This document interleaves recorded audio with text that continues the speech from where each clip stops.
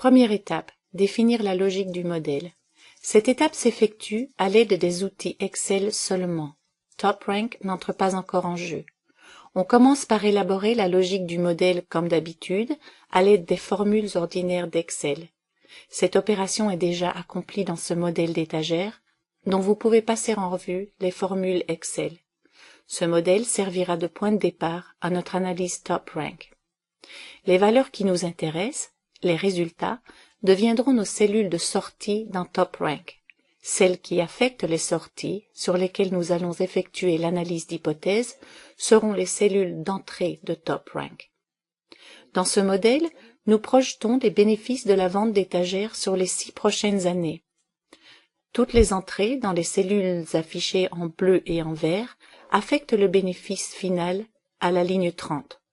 Les formules des lignes 23 à 28 utilisent les entrées en bleu et vert pour projeter les coûts unitaires, les revenus unitaires et la demande sur les 6 années qui mènent directement au bénéfice projeté à la ligne 30. Le but est d'identifier les variables en entrée qui affectent le plus le bénéfice projeté, pour que l'entreprise puisse prendre les décisions stratégiques qui lui permettront d'améliorer ses résultats.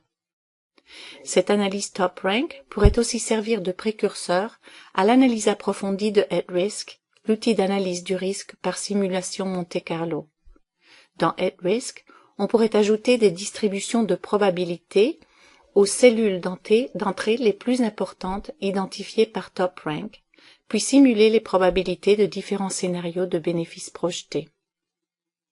Certaines entrées, représentées par la couleur de police bleue, sont sans doute fixes et ne présentent guère d'intérêt à l'analyse d'hypothèse. Les autres, en vert, représentent vraisemblablement une estimation des valeurs susceptibles de changer. L'analyse d'hypothèse les concerne tout particulièrement. Le fait est que vos modèles compteront généralement des entrées que vous voudrez faire varier et d'autres dont la variation serait inutile. Comme nous le verrons plus tard à la 5e étape de ce didacticiel, TopRank peut assurer cette souplesse. À vous de jouer. Prenez quelques minutes pour passer en revue les formules aux lignes 23 à 28 et 30 et bien comprendre la logique du modèle. Tout est correct dans le modèle, vous ne devez rien changer. Pour bien comprendre le lien entre les entrées et les sorties, les outils d'audit des formules sur le ruban de formules Excel sont particulièrement utiles.